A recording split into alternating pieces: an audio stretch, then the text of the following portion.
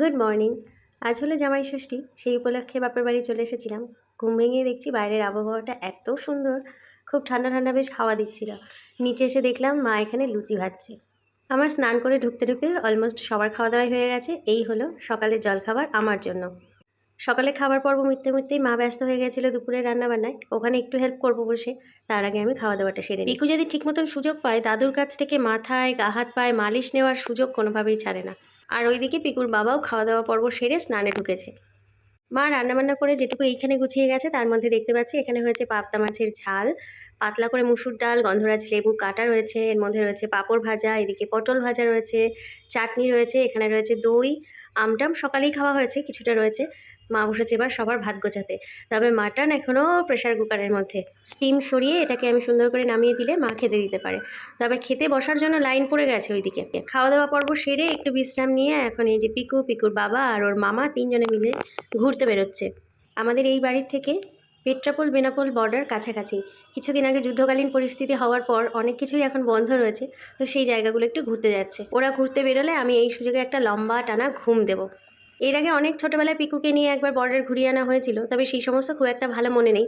আর এখন জিনিসগুলো ভালো করে অবজার্ভ করতে শিখেছে, তাই জন্য একটু সময় নিয়ে সবাই মিলে ঘুরতে বেরোলো। এদিকে বাড়িঘরের কাজকর্ম চলছে, উপরের ঘর মোটামুটি হয়ে এসেছে আর এই নিচের ঘরে হয়েছে রং। আমি আগে ছোটোবেলায় এই জানলাটার উপরে বসে বসে দীর্ঘ সময় পড়াশোনা করতাম দিনের বেলায়। আর বাড়ির সামনে থেকে এই রাস্তাটা দিয়ে বরাবর বাহাতে চলে গেলে সামনে গিয়েই আমার কলেজ।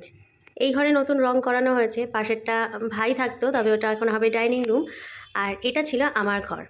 এই ঘরে নতুন রং হয়েছে, এটা হবে মায়ের ঠাকুর ঘর। ঘুম ভেঙে উঠলাম, এখন ঘড়ি কাটা মোটামুটি 6:30টার কাছাকাছি, সন্ধে নেমে গেছে। আর ওরাও সবাই ঘুরে চলে এসেছে। এত সুন্দর বাইরে হাওয়া উঠেছে, একটু বিদ্যুৎ চমকাচ্ছে, সবাই ছাদে, তাই আমি একেবারে ছাদেই আসলাম। তবে খুব বেশি বৃষ্টি হবে বলে মনে হচ্ছে না, আকাশ বেশ ভালোই লাল হয়েছিল। আমাদের বাড়ির ছাদ থেকে একদম স্টেডিয়ামটার ম্যাক্সিমাম ভিউটাই পাওয়া যায়। বাড়ির এই পাশে রয়েছে বড় স্টেডিয়াম মাঠ, আর অপর প্রান্তে রয়েছে আমাদের কলেজ। বাঙালি পরিবারের অনেকের বাড়িতেই আজ আত্মীয় স্বজনে ভরা, ফলে এই সময়টা একটু বৃষ্টি হলে সকলেই তৃপ্তি পায়। ছাদে এসে ওদের সঙ্গে ছবি আর ভিডিওসগুলো দেখছিলাম, তাই ভাবলাম আপনাদের সঙ্গেও শেয়ার করি। পিকু বিকেলে ঘুরতে কোথায় কোথায় গেল না গেল সেই সমস্তই আলোচনা শুনছিলাম। এটা হচ্ছে একটা ইসকন মন্দির, আর এই হলো পেট্রাপোল বর্ডার, ভারত বাংলাদেশের সীমান্ত রেখা। পিকু এখন একটু একটু বড় হচ্ছে, ফলে বর্ডার সিকিউরিটি নিয়ে নানান রকম কিউরিসিটি ওর মধ্যে আসছে, তাই এই সমস্ত জায়গায় দাঁড়িয়ে দাঁড়িয়ে অনেক কিছু শিখে এসেছে। বাইরে বৃষ্টি শুরু হয়েছে, তাই ভাবলাম এবারে পিকুর উপহারটা আমরা দেখি। পিকু ওর দাদুর কাছে ডিমান্ড করেছিল একটা গিয়ার সাইকেলের, কিন্তু তার পরিবর্তে উপহার পেয়েছে একটা ট্যাব।